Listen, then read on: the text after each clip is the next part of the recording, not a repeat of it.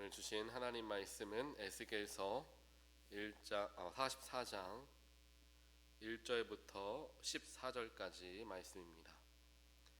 에스겔 44장 1절부터 14절까지 말씀 우리가 한 목소리로 합독하겠습니다.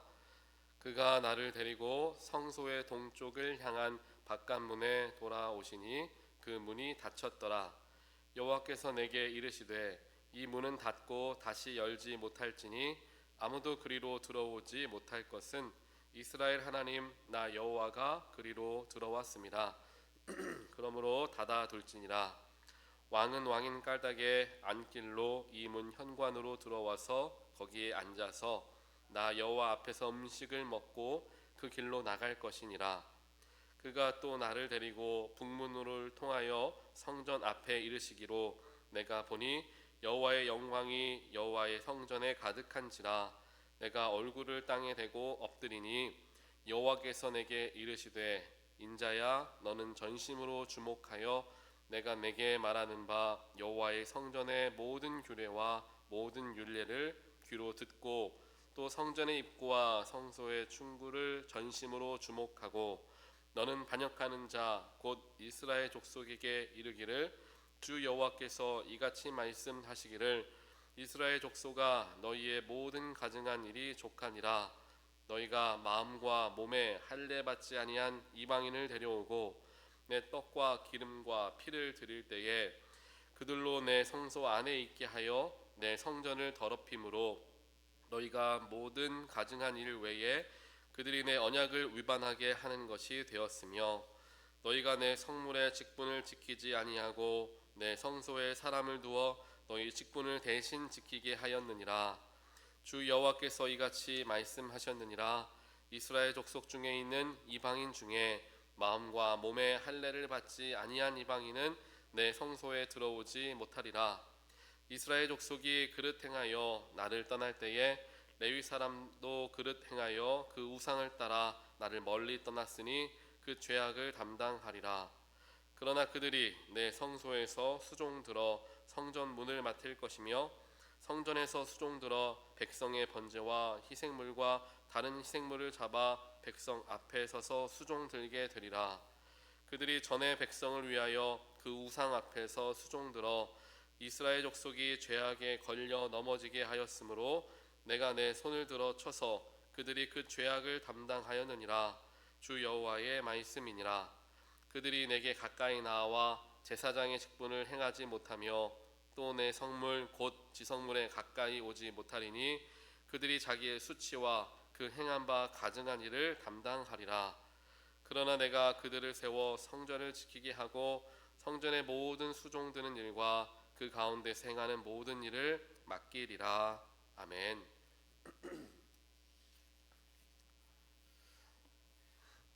오늘 함께 보는 에스겔서 44장에서는 하나님께서 에스겔을 성소 안으로 들어오게 하셔서 성소 안에 하나님의 영광이 가득한 것을 영적으로 목격하게 하는 장면의 말씀이 기록되어 있습니다. 그렇게 하나님께서 거하시는 그 성소 안에 하나님의 영광이 가득해지게 되는 그런 놀라운 일들을 우리의 삶에서도 우리가 경험하며 살아가야 할 것입니다. 그렇게 성소라 하면 가장 중요한 곳, 하나님이 온전하게 거하시는 곳을 의미합니다. 결국 나의 삶에서 가장 중심이 되는 것, 나의 마음이 되겠죠. 나의 마음 가운데 하나님께서 온전하게 영광으로 임하시는 순간, 또 더 나아가 우리 지난주부터 쭉 이번 화요일부터 쭉 보았던 것처럼 성전과 성소에 대한 말씀은 나의 삶, 나의 인간 자체만을 의미하는 것이 아니라 교회와 가정, 공동체를 의미한다라는 말씀을 계속 드려왔습니다.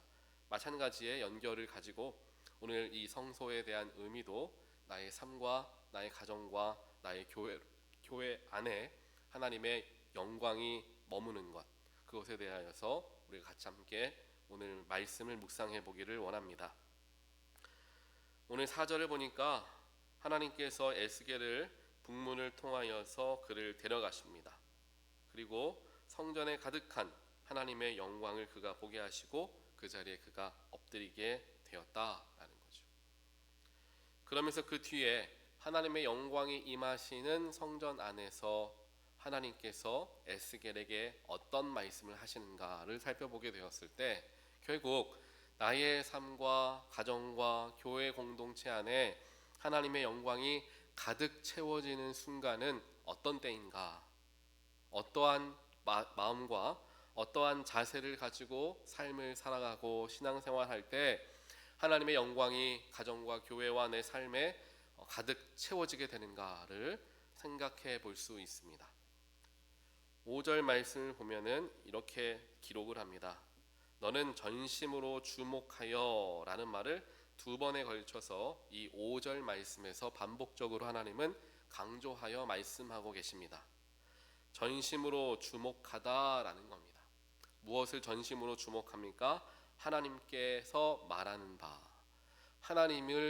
하나님의 말씀, 하나님을 온전하게 전심으로 주목하여야 한다라는 겁니다. 전심은 무엇입니까? 온 마음을 다하는 것을 의미합니다. 주목하는 것은 영어를 보니까 attention 하는 거죠. 다른 것에 마음을 빼앗기거나 신경을 쓰는 것이 아니라 저희 아이들도 선생님이 이렇게 주목을 하라 하면은 선생님께 집중하는 것을 보는 것처럼 우리들도 주목이라는 것은 결국 다른 내가 했던 것들을 그 순간 다 내려놓고 나를 부르신 그분에게 집중하는 것, 그것이 바로 주목이다, 이렇게 우리는 알고 있습니다. 즉 하나님께서 나에게 말씀하실 때에 우리는 그 말씀을 주목해야 한다라는 거죠. 그리고 주목하는 것과 더불어서 내 마음을 다하여서 그 말씀을 들어야 한다라는 겁니다. 하나님의 말씀은 우리에게 우리의 일상 속에서 수없이 우리에게 선포되어집니다. 성경 말씀을 통하여서 기도와 찬양과 또한 강단에서 선포되어진 말씀을 통하여 하나님께서 우리에게 지속적으로 말씀하여 주십니다. 또한 기도하는 가운데 성령께서 역사하셔서 내가 생각하지 못했던 것을 떠오르게 하면서 이것은 하나님이 기뻐하시는 일이구나 라는 마음을 주실 때가 있습니다. 때때로는 내 욕심과 내가 원하는 대로 살아가고 싶어서 그것을 놓고 기도하였는데 하나님께서 그것과는 정반대, 더 나아가 내가 원치 않는 일들을 하기를 원하신다라는 마음을 주시면서 내 마음이 불편해지고 그로 인하여서 내가 이 마음을 불편하게 하시는 게 성령의 역사하심은 아닐까라는 생각이 들 때를 주신다라는 거죠. 이와 같이 우리의 일상에서 하나님은 우리에게 끊임없이 말씀하시고 우리에게 다가오십니다. 누구를 통해서 그렇습니까? 성령을 통해서 그렇다는 거죠. 그렇게 하나님께서 우리에게 말씀하실 때 우리는 그 말씀을 주목해야 합니다. 아까 말씀드린 것과 같이 내가 가졌던 생각, 내가 하고 있었던 행동, 혹은 내 주변의 시끄러웠던 소리로부터 내가 완전하게 차단되고 단절된 채 하나님 말씀만을 바라보고 들을 수 있어야 한다는 겁니다. 이것은 영적인 또 신앙의 훈련을 통해서만 어찌 보면 가능할 수 있습니다. 왜냐하면 우리 인간들은 우리의 교만 혹은 우리의 자아가 너무나 크게 우리 안에서 살아있기 때문에 하나님께서 말씀하시는 것을 항상 듣기가 쉽지 않은 상태로서 살아갈 수밖에 없는 존재들이다라는 사실이에요. 그렇기에 우리는 더욱더 마음을 열어서 먼저 가장 중요한 것은 하나님이 말씀하실 때에 이것이 하나님의 음성이구나를 분별할 수 있어야 합니다. 하나님의 말씀인지를 분별할 수 있어야 돼요. 보통 우리가 어떻게 분별할 수 있습니까? 아까 말씀드린 것과 같이 내가 무언가를 원하고 바라고 살아가고 기도하지만 그것이 나의 삶의 유익을 위한 것인지 아니면 하나님의 유익을 위한 것인지를 우리가 생각할 때 하나님의 뜻이 어디 있는지 우리는 분별할 수 있습니다.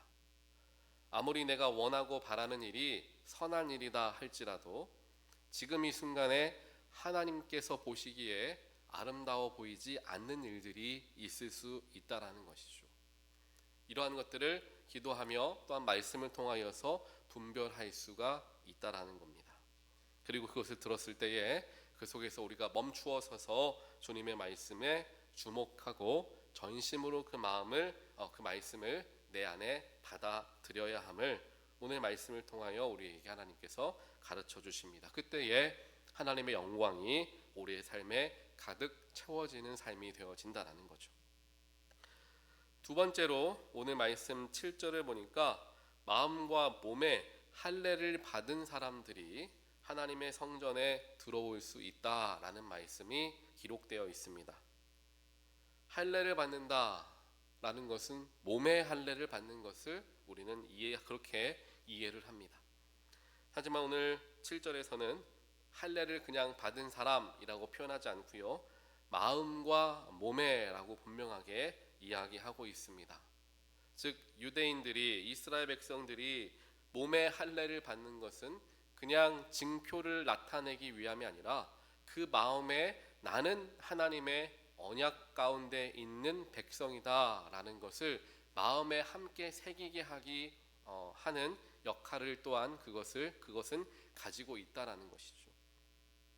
그렇게 우리 역시 마음의 할례, 이것을 우리 마음속에 가지고 살아가야 합니다. 그렇다면 마음의 할례는 무엇입니까? 방금 말씀을 드렸던 것과 같이 나와 하나님은 언약의 관계로 엮여져 있고 묶여져 있는 그러한 관계이다라는 것을 기억하는 거예요. 언약의 관계는 무엇을 의미합니까? 하나님께서 우리에게 약속을 주시고 소명을 주시고 우리의 삶을 다스려 주시겠다라는 그 말씀을 붙들고 나의 삶을 다스리시는 분은 하나님이시오, 나의 삶의 진정한 왕 되시는 분은 하나님이십니다 라는 것을 내가 그 약속을 믿는 것, 그로 인하여서 내가 하나님의 자녀가 되어진다라는 거죠.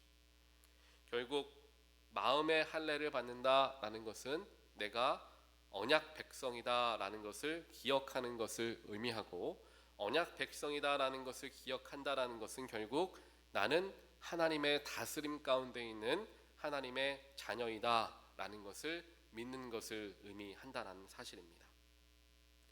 그래서 나의 일상 속에서, 나의 주어진 삶 속에서 나는 하나님께서 구별하신 하나님의 자녀다라는 영적인 정체성을 가지고 살아가는 것이 우리의 삶에 하나님의 영광이 온전하게 비추어질 수 있는 방법들이 되어짐을 오늘 두 번째로 말씀을 통해서 우리가 보게 됩니다. 마지막으로 오늘 말씀에서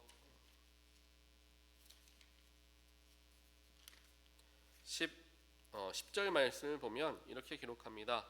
이스라엘 족속들이 그릇 행하여 나를 떠날 때에 레위 사람도 그릇 행했다, 그 이야기를 해요. 레위 사람들은 어떤 사람들입니까? 하나님께 제사 드리고 예배하는 것을 집례하였던 사람들이 레위 사람들이었습니다. 그런데 오늘 말씀을 보니까 그 레위 사람들조차도 우상을 따라서 살아갔다라고 이야기를 하고 있습니다. 결국 우상을 따라 살아갔기 때문에 그들은 어떠한 벌을 받습니까? 이제까지는 하나님의 제사를 담당하는 예배자로서 하나님께 쓰임을 받았지만 그 우상을 섬겼던 일로 인하여서 제사 드리는 일로부터 제외당하게 됩니다. 더 이상 하나님께 제사 드리는데 그들이 올라갈 수 없게 되는 것이죠. 물론 하나님께서는 긍휼하신 하나님이시기 때문에 그래서 그들을 완전하게 내치시지는 않고 성전을 지키는 일, 또 성전에 수종드는 일들은 그들에게 맡겨주셨습니다. 결국 하나님께서 레위 사람들을 벌하시고 제사 드리는 것으로부터 제외하셨던 것에 대한 이유는 그들이 우상을 쫓아서 우상에서 떠나지 않았기 때문에 결국 그들에게 주어진 소명을 빼앗기고 다른 일을 하게 되었다라고 우리는 이해할 수 있어요. 그렇기에 이것을 오늘 전체 말씀과 연결해서 생각했을 때 하나님의 영광이 나의 삶에 가득하게 채워지기 위해서 우리가 또 하나 유념해야 되는 것은 우상에게 마음을 빼앗기지 않는 것, 이것을 우리가 함께 또한 묵상해 볼 수 있는 것입니다. 하나님보다 더 사랑하는 게 우상입니다. 하나님보다 더 생각하고 더 의지하는 게 나에게 우상이 된다라는 것입니다. 나에게 각자가 가지고 있는 우상들은 분명하게 있습니다. 우상을 가지고 있지 않은 사람들은 아마 한 명도 없지 않을까라는 생각을 합니다. 물론 상태와 환경에 따라서 변화될 수는 있겠지만요, 우상에 지배되는 순간들을 우리 모두는 경험한다라는 것이죠.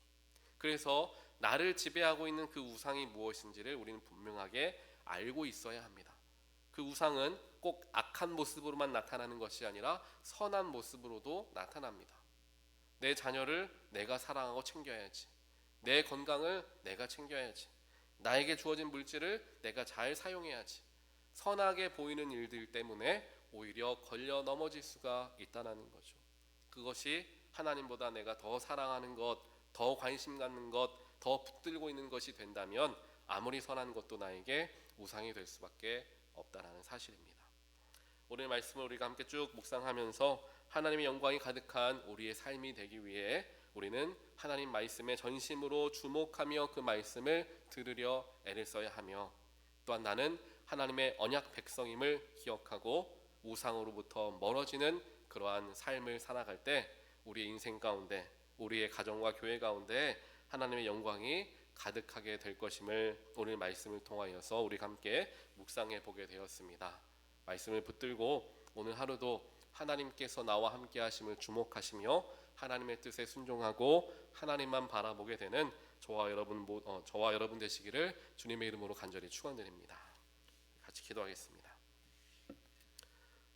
사랑과 능력의 하나님, 감사합니다. 오늘 말씀을 통하여서 나의 삶에 영광으로 함께하기를 원하시는 하나님의 뜻을 발견하게 되었습니다.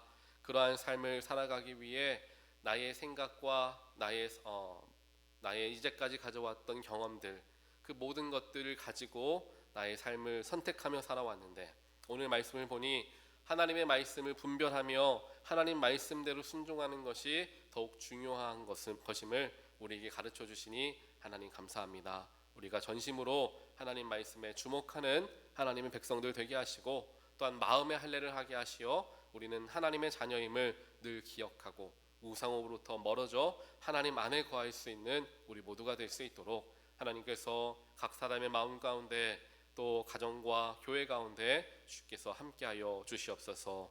이 모든 말씀 예수 그리스도 이름으로 간절히 기도합니다. 아멘.